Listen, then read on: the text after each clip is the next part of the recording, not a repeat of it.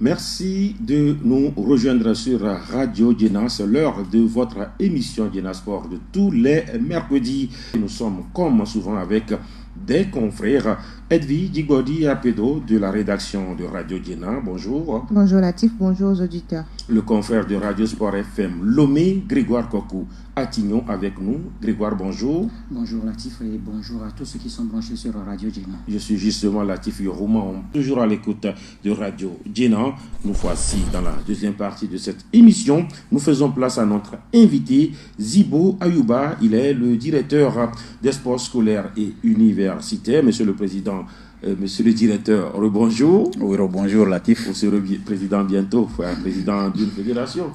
C'est un football, c'est ça? Pourquoi pas? Pourquoi pas? C'est là-bas qu'il y a l'argent. Une fédération. Non, c'est pas parce que c'est là-bas qu'il y a l'argent. Mais en tout cas, c'est une passion pour moi. Ça peut être également une motivation. Président de club, il faut avoir de l'argent d'abord. Président de club, non, pas forcément avoir de l'argent. Il faut asseoir une très bonne organisation. Je ne suis pas d'accord. Championnat professionnel. Je ne suis pas d'accord qu'il faut avoir de l'argent pour être un président. Championnat professionnel alors. Pas forcément aussi. Ouais. Qu'on soit même au niveau amateur, quand on assoit une très bonne organisation. On peut vraiment diriger un club. D'accord. Alors, on va parler justement des championnats scolaires et universitaires. On dira que c'est la fin de l'année scolaire 2022-2023. Aujourd'hui, quel est le sentiment au niveau d'abord de la DISU et au niveau du ministère des Sports et des Loisirs? Monsieur le directeur. Oui, merci encore une fois de nous donner l'opportunité de parler de nos activités, surtout les championnats scolaires et universitaires. Pour parler d'abord de sentiment, je dirais que c'est un sentiment de mission accomplie. Ça a été un marathon. Vous n'êtes pas sans savoir que ces championnats scolaires et universitaires ont été lancés depuis novembre 2022 à Bafilo. Passé de novembre jusqu'à juillet, en août. Pour boucler nos activités, je dirais que c'est un sentiment de mission accompli. Nous sommes fiers au niveau de la direction des sports scolaires et universitaires, au niveau du ministère des sports et des loisirs, d'avoir tenu ce pari. Et grâce à plusieurs acteurs, nous allons revenir sur ces détails. Mais je dirais que nous sommes satisfaits de l'organisation de cette édition. Et si il vous est donné donc de faire le bilan dans tous les sens de ces championnats? Oui, le bilan dans tous les sens, je vais dire d'abord que nous sommes passés de 2 disciplines à 5 disciplines cette année. Et au niveau du football, nous sommes passés des U15 uniquement en allant de U15 à U17, masculin, féminin. Nous avons au niveau du ministère des Sports et des Loisirs intégré le judo et la natation. Et ce qui n'était pas évident au départ, avec vous les journalistes d'ailleurs, parce que s'il y a un bilan à faire niveau par niveau, je vais dire qu'au niveau de l'athlétisme, tout s'est très bien déroulé. Nous avons travaillé en parfaite collaboration avec la Fédération togolaise d'athlétisme. Au niveau du football également, au niveau des U15 et des U17, ça s'est parfaitement déroulé, très bien déroulé. Et nous avons pu tirer des enseignements, surtout au niveau du football, en nous rendant compte que l'équipe féminine des U15, qui a été championne l'année dernière, a intégré, a inscrit les U17 cette année. Et la même équipe, je fais bien allusion au CG Agnéville 1, oui. La même équipe est revenue encore et est partie avec le trophée. Ça, c'est un enseignement. L'autre enseignement au niveau des U15, c'est que nous nous sommes rendus compte que le lycée Zomaï, où est inscrit où sont inscrits certains de nos pensionnaires de l'année dernière, ceux qui ont été détectés.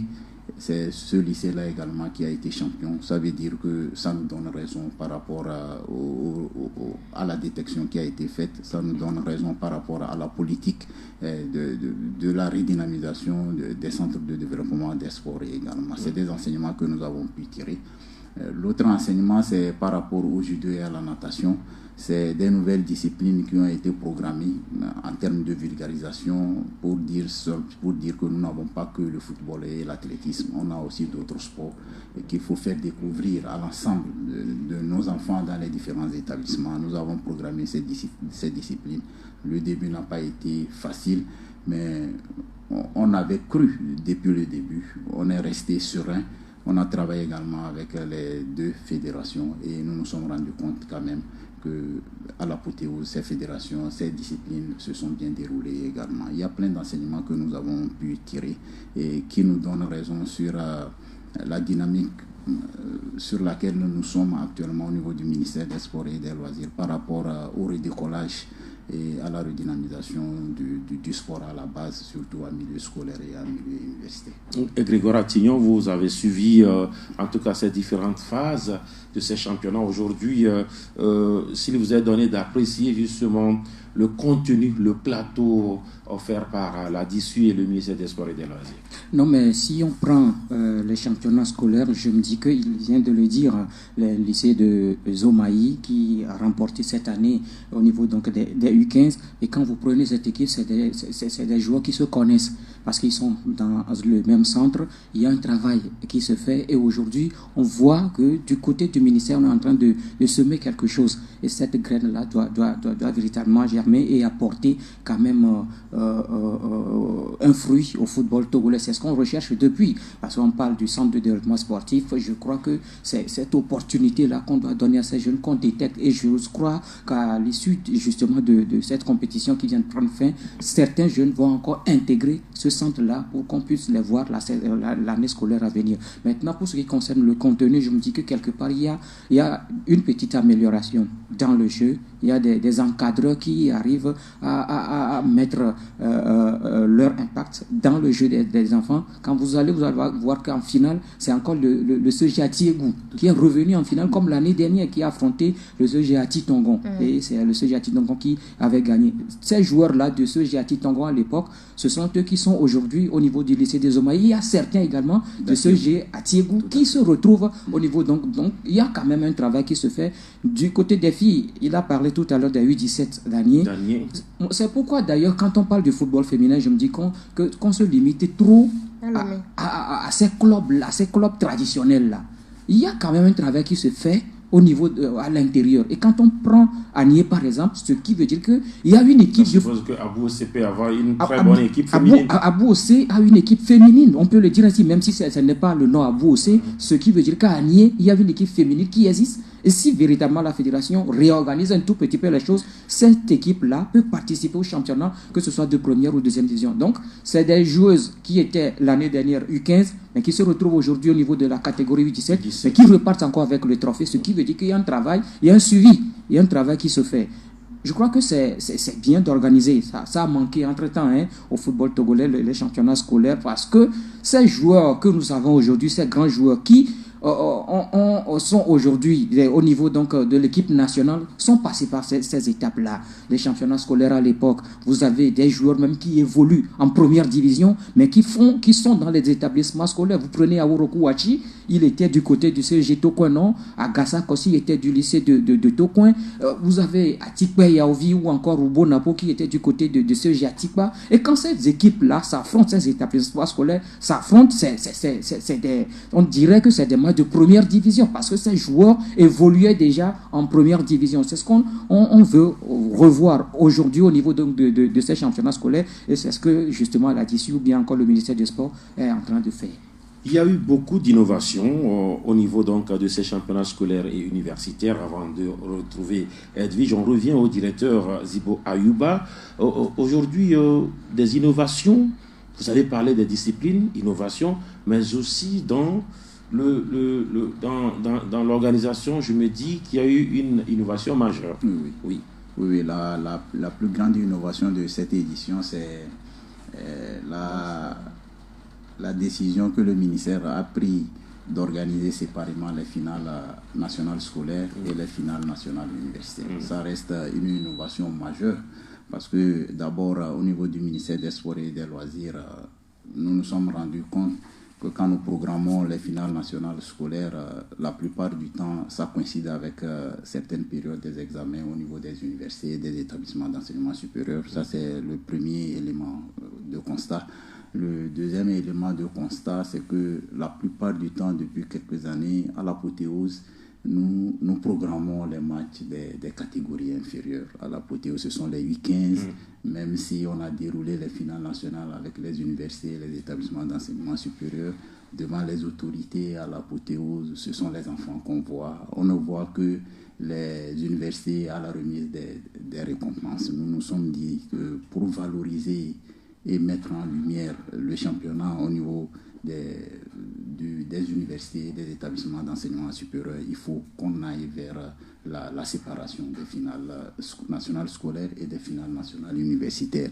Et ça, je voudrais saisir l'occasion pour traduire notre gratitude à Madame le ministre des Sports et des Loisirs qui a accepté cette innovation, qui nous a accompagnés parce que ce n'était pas programmé dans le budget à l'avance, mais elle a bien compris et elle nous a appuyés, elle nous a accompagnés pour que ça puisse se dérouler comme vous avez si bien le constaté le vendredi passé. Et justement, Edwige Apedo, vous avez été témoin oculaire de cette apothéose, une première dans l'organisation de ces championnats scolaires universitaires, de voir justement détacher la phase finale universitaire à celle scolaire. Moi, je pense que c'est une bonne initiative parce que avant on allait au terrain pour la fin et puis on ne suivait que pour les catégories, les tout petits, et puis après c'est fini, on donne les prix et tout, et souvent même la finale universitaire, c'est à l'université de Lomé qu'on se retrouvait pour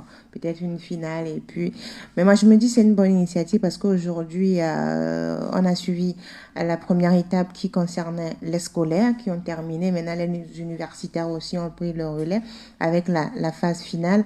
Ça permet aussi à ces encadreurs ou bien à ces dirigeants qui ont des clubs de venir suivre ce qui se passe, parce que avant, comment ça se faisait, on n'avait pas l'occasion en fait de dire bon, je programme pour venir sur l'apothéose, on ne vient pas, alors que peut-être c'est sur le dernier match qu'un joueur sera étincelant. Il y a même la dernière fois on parlait d'un joueur que Dito a arraché juste après Napo Songhai, qui a été déniché juste après le championnat universitaire dernier. Mais moi je pense que c'est une bonne chose quand on détache.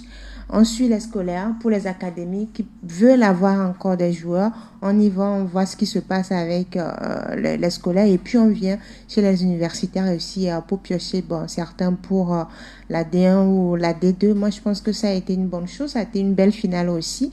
Sauf que je suis un peu restée sur ma soie parce que le niveau, je m'attendais à un plus beau spectacle quand on disait Université de Lomé et Université de Kara. Mais je ne sais pas si c'est le choc qu'on attendait qui a avalé un peu tout ce qu'on a vu sur le terrain, mais quand même ça a été une très belle finale. Est-ce que justement ce n'est pas parce que dans le temps il y avait peu de lumière sur ces universitaires que ça manquait justement d'organisation interne, monsieur le directeur?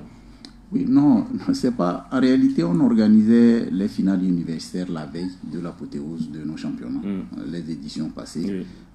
Ça mobilisait également beaucoup de gens, mais sauf que quand vous organisez ça simultanément, les différents clubs, les responsables des clubs, les entraîneurs n'arrivent pas à avoir suffisamment de temps en fonction de leur planification pour aller suivre les matchs qui se déroulent au niveau des universités, des établissements d'enseignement supérieur, et aller en même temps suivre au niveau de ce qui se déroulait au niveau des scolaires. Nous-mêmes, on n'arrivait pas à tout même voir. La couverture médiatique, ça posait énormément de problèmes. Donc c'est pour ça que nous sommes passés à la séparation de ces deux finales nationales. Toujours à l'écoute de Radio Dinan. Dans la suite justement de cette émission, nous sommes toujours avec le directeur des sports scolaires et universitaires. Beaucoup d'innovation, M. Zibo Ayuba. Mais cette question, s'il vous est donné de reprendre l'édition 2022-2023 de vos championnats, qu'est-ce qu'il va falloir retoucher en termes d'organisation, M. le directeur? Oui, au niveau de l'organisation, le constat que nous avons pu faire des deux finales que nous avons organisées, c'est que la cérémonie de remise de récompense a été très longue. Ça, j'avoue que même le public qui était là a pu le constater. Et nous avons déjà, au sortir de ces deux finales, nous avons commencé déjà par travailler sur cette thématique. Et s'il y a quelque chose que nous devrions peut-être travailler à améliorer l'année prochaine, c'est déjà la cérémonie de remise de récompense pour qu'elle ne fatigue pas l'auditoire. C'est-à-dire que les gens, les spectateurs, les autorités politiques qui ont bien laissé beaucoup de leur charge pour venir suivre et encourager l'événement, il ne faut pas qu'on décourage les gens. Nous allons travailler à ça. Nous allons également travailler à améliorer l'organisation des compétitions. Nous avons été reprochés sur certains aspects de l'organisation des compétitions. Nous avons bien pris en compte les différentes observations. Nous allons travailler à améliorer les différentes compétitions. Nous allons également travailler à améliorer la collaboration, c'est-à-dire que sur ce plan également, il faut qu'on y pense pour associer tous les acteurs au niveau de nos différentes organisations afin que ça soit inclusif, ça soit accepté par tout le monde. Alors, d'aucuns disent que les championnats scolaires et universitaires sont devenus l'activité phare du ministère des Sports et des Loisirs. Vous confirmez? Bon, pas l'activité phare. Le ministère est dans une autre dynamique maintenant, hein. Je dis autre dynamique parce que nous avons les journées nationales des sports qui passent chaque dernier samedi du mois. Au ministère des Sports, nous ne faisons pas 2 semaines depuis l'arrivée de Madame le ministre sans engager une activité au niveau du ministère des Sports et des Loisirs. Les championnats scolaires et universitaires ne sont pas qu'une activité phare du ministère, mais c'est un vœu de l'ensemble du monde sportif par rapport aux différents échecs que nous avons connus les années passées au niveau des différents sports et surtout au niveau du football. Et reconnaissant également que c'est le championnat scolaire et universitaire qui a été le bras du développement du sport dans notre pays dans les années passées. Nous avons reçu des cris et c'est ce que le ministère est en train de faire. Tout simplement, le gouvernement accompagne la redynamisation de ces championnats afin de contribuer à relever le niveau du sport de notre pays. Le ministère a beaucoup d'activités phares. Le championnat scolaire reste une des activités phares de notre ministère. Alors, le ministère gère tous les sports du Togo, même dans tous les pays, c'est cela. Mais là, vous avez commencé avec 3. Aujourd'hui, certes, vous êtes à 5 disciplines. Sauf que vous invitez la vingtaine, sinon la trentaine de fédérations à vos activités. Est-ce que quelque part, les fédérations laissées pour compte ne sont pas, je me dis, frustrées le fait que voilà, ces disciplines ne soient pas prises en compte pour l'instant par les championnats scolaires et universitaires? En tout cas, au niveau de la direction des sports scolaires et universitaires, nous avons été instruits de travailler avec toutes les fédérations.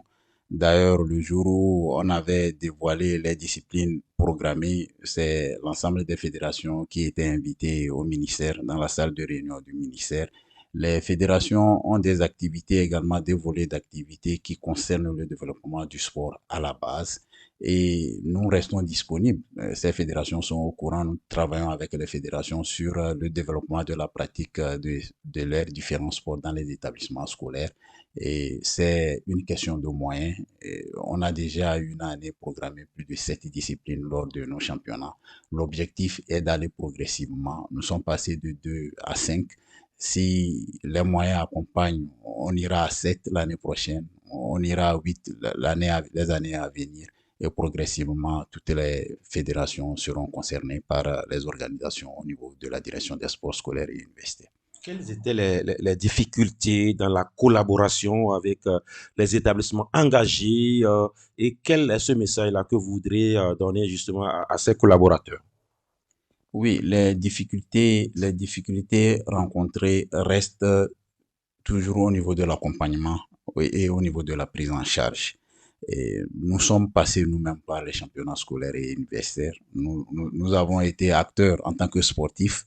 Après, nous avons été acteurs en tant qu'encadreurs. Aujourd'hui, nous sommes acteurs au niveau de l'organisation. Nous connaissons bien les difficultés et nous voudrions tout simplement dire que il faut que le travail se fasse au niveau de chaque localité afin que les acteurs locaux, les autorités locales puissent également accompagner les équipes. Parce que le ministère a déjà la lourde responsabilité de prendre en charge le volet organisationnel. Et c'est vrai que à partir des finales régionales, le ministère prend en charge les déplacements, l'organisation entièrement, hein, à partir des finales régionales, le ministère prend en charge entièrement l'organisation. Il ne reste que le volet au niveau préfectoral, alors que le niveau préfectoral, c'est la base, c'est la racine même des championnats scolaires. Et nous voudrions appeler les autorités locales, appeler les chefs d'établissement à s'approcher des préfets, à s'approcher des maires, parce que quand un établissement se qualifie au niveau de la préfecture pour venir jouer une finale au niveau de la région, l'établissement porte l'étendard de toute la préfecture. L'établissement ne vient plus en tant que CEG, en tant que lycée. On dit que l'établissement vient représenter la préfecture. Et quand un établissement arrive à décrocher un trophée au niveau des finales régionales pour venir au niveau des finales nationales, l'établissement vient représenter toute la région. Je pense que si nous comprenons ça de cette façon, tout le monde doit s'y mettre pour accompagner les établissements qui se qualifient afin de mettre également la lumière sur nos différentes localités, sur nos différentes préfectures et sur nos différentes régions. C'est d'appeler l'ensemble des acteurs, hein, le monde sportif, le monde éducatif, les conseillers municipaux, les maires, les préfets, les opérateurs économiques des différentes localités. Et je salue au passage des ligues, des ligues et des districts qui ont vraiment accompagné également certaines équipes, surtout au niveau de la Ligue de Cara. Et je voudrais vraiment appeler l'ensemble des acteurs à soutenir ces initiatives, à accompagner la volonté et la disponibilité des chefs d'établissement afin que toutes les charges ne se reposent pas uniquement sur le ministère des Sports et des Loisirs. Alors, chers confrères, chers consoeurs, vous avez écouté en tout cas le directeur des sports scolaires et universitaires. Alors, au niveau de la presse, c'est vrai, la presse également collabore avec le ministère. Mais aujourd'hui, qu'est-ce qu'il faut peut-être améliorer au niveau du ministère pour que ces championnats puissent prendre beaucoup plus d'allant? Grégoire Attignan. Non, mais je crois que le ministère ou bien la DISU fait déjà des efforts quant à ce qui concerne les matchs. Je crois qu'au niveau donc des organisateurs aujourd'hui, on donne également cette opportunité-là de découvrir ces jeunes à travers des matchs qui se font en direct. Que ce soit surtout les finales préfectorales qui se font en direct, et ensuite la phase nationale qui est donc couverte par la presse. Je crois que il revient également au ministère d'accompagner un peu plus la presse pour la réalisation, bien réaliser réussir donc cette mission qui est d'informer beaucoup plus l'opinion, le public. Tout à l'heure, je crois que le directeur a évoqué un peu la cérémonie de clôture. Oui, véritablement, il faut revoir un tout petit peu cet aspect-là parce que lors de la finale scolaire, cette cérémonie a beaucoup plus duré plus que la finale, ou bien les deux finales disputées le jour-là. Donc, je crois C'est comme une troisième mi-temps de match mais qui a été gaillard. beaucoup, qui a été beaucoup plus longue. Je crois qu'il va falloir revoir un tout petit peu ce niveau de l'organisation pour permettre justement, oui, c'est vrai qu'il faut primer tout le monde, mais pas forcément les mêmes jours. Alors, Edwige Apedro, pour faire des choses en grand, il faut les moyens. Aujourd'hui, avec justement la dimension prise par les championnats scolaires et universitaires, je pense que l'enveloppe réservée à cette activité doit également prendre une autre envergure. Ah oui, je pense que aujourd'hui, avec ce qu'on est en train de voir du côté de ces championnats scolaires et universitaires, il faut mettre les moyens pour avoir un autre niveau. Peut-être que jouer les finales dans chaque région, à chaque année. On sait qu'on a que deux universités publiques, Cara et Lomé, mais on peut amener la finale universitaire, par exemple, dans la région centrale pour faire comprendre qu'il y a un travail qui se fait et ça veut dire on nécessite des moyens. Il faut vraiment augmenter l'enveloppe allouée aux championnats scolaires et universitaires parce qu'il y a d'autres disciplines aussi qui sont prises en compte à l'instar du handball, du basket. Mais je veux voir toutes les disciplines en fait quand on parle de championnats scolaires et universitaires. Et quand on dit toutes les disciplines, il faut les moyens. Aujourd'hui, on est à 5, il faut au moins aller à 10 à la saison qui vient, mais si on n'a pas de moyens, on ne peut pas aller à 10 disciplines. Maintenant, ce qui est intéressant, c'est qu'il y a un pas est posé, mais il faut un suivi aussi des meilleurs athlètes qui sortent. Il faut que la direction des sports scolaires et universitaires travaille peut-être avec les fédérations pour les amener à piocher les meilleurs athlètes des différentes disciplines retenues pour pouvoir avoir un suivi et qu'on ait des meilleurs athlètes ou bien des grands athlètes plus tard, en fait. Aujourd'hui, monsieur le directeur, nous sommes en train de finir comme ça cette émission. Alors, oui, les choses avancent, mais sans peut-être l'investissement de celles qui portent aujourd'hui le ministère des Sports et des Loisirs. Pensez-vous que votre enveloppe, l'enveloppe de la DISU peut quand même permettre d'avoir ce qu'on a aujourd'hui? Oui, ça, j'avais déjà salué l'accompagnement de Madame le ministre. C'est ce qu'elle fait, ce qu'elle fait à travers les championnats scolaires et universitaires est extraordinaire, hein. Je vais vous l'avouer, parce que le budget, elle se bat, elle a l'appui du gouvernement, mais elle-même, elle se bat par ses propres relations pour pouvoir rassembler des moyens pour nous permettre d'atteindre les objectifs que nous nous sommes fixés au départ. Donc, par rapport aux moyens, je vais dire quand même que nous avons besoin des moyens pour faire mieux ce que nous sommes en train déjà de faire bien maintenant depuis 2 ans. Nous avons besoin des moyens pour faire mieux, mais je vais dire également que c'est le lieu d'appeler également les différentes structures à venir nous accompagner parce que accompagner la jeunesse, c'est investir également pour notre pays. Accompagner la jeunesse au niveau du sport scolaire et universitaire, c'est investir non seulement pour le développement du sport de notre pays, mais c'est investir pour notre nation.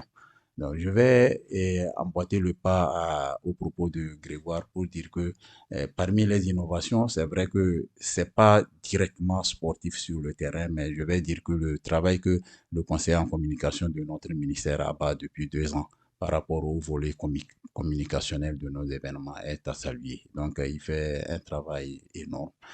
Aujourd'hui, nous sommes sur toutes les chaînes radio, nous sommes au niveau des télés pour parler des championnats scolaires et universitaires. C'est par rapport au plan de communication qu'il a mis en place au niveau du ministère des Sports et des Loisirs. C'est d'ailleurs ça qui m'a permis d'être pour la première fois ici dans votre studio. Il a un travail énorme. Je voudrais vraiment lui tirer chapeau et dire que nous allons renforcer cette collaboration avec les médias afin que les gens puissent savoir réellement dans tous les coins au niveau national et au niveau international par rapport à ce qui se fait concernant les championnats scolaires et universitaires. Voilà, on n'a pas vu le temps passer. Monsieur Zibo Ayouba, on va conclure justement dans cette émission. Oui, pour conclure, je vais dire que si nous arrivons à organiser nos événements, c'est grâce aux plus hautes autorités. Nous avons commencé ces championnats après la Covid de l'année dernière. Nous bénéficions du soutien du chef de l'État. Nous voudrions lui dire ici toute notre gratitude. Nous bénéficions également du soutien de l'ensemble du gouvernement. Vous avez pu constater que au cours de nos événements, il y a plusieurs ministres qui arrivent au cours de nos événements. Le gouvernement nous appuie fortement. Nous voudrions dire notre gratitude à Madame le Premier ministre et à l'ensemble des ministres. Nous voudrions saluer toute la disponibilité, tout l'accompagnement et tous les conseils, tout l'appui que notre ministre nous apporte. Je voudrais appeler Madame Lydie Bessikama, la ministre des Sports et des Loisirs, qui constamment est à nos côtés pour nous encourager, pour nous motiver par rapport aux activités que nous menons de façon générale, mais surtout par rapport aux activités liées au championnat scolaire et universitaire. Je voudrais saluer la très forte et innovante collaboration avec les ministères partenaires, le ministère des enseignements primaires, secondaires, techniques et de l'artisanat, le ministère délégué chargé de l'enseignement technique, le ministère de l'enseignement supérieur et de la recherche, mais les autres ministères également qui viennent nous appuyer dans le cadre de l'organisation, le ministère chargé de la sécurité, le ministère chargé de l'administration territoriale, le ministère chargé de la santé, l'ensemble de tous ces ministères, le ministère chargé du développement à la base également, et saluer l'ensemble des acteurs, les proviseurs, les acteurs directs, les enseignants d'EPS, les professeurs des universités, les chefs d'établissement d'enseignement supérieur, les médias, et le public sportif dans son ensemble. Je voudrais leur dire merci pour tout l'appui. Merci donc à Zibo Ayouba. Merci également à vous, Edwija Pedo. C'est un plaisir. Merci également à vous, Grégoire Kokou. Oui, ça a été un plaisir, Latif. Merci à tous nos auditeurs. On se prend rendez-vous mercredi prochain pour un autre numéro de votre émission Yéna Sport. Mais n'oubliez pas le rendez-vous de vendredi pour le MAG des sports. Merci et à la prochaine.